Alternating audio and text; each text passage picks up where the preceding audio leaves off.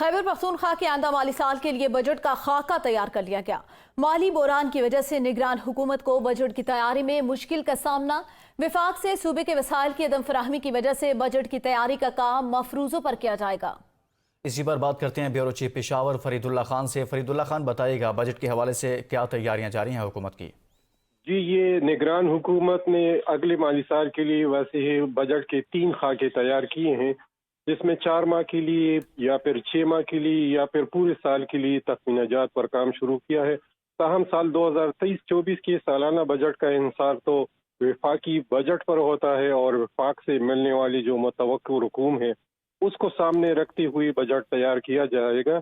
लेकिन महकमा खजाना के जो एहलकार है उनके मुताबिक 1332 अरब रुपए की बजाय इस मरतबा सूबे के लिए 1500 अरब रुपए की बजट की तैयारी का इम्कान है।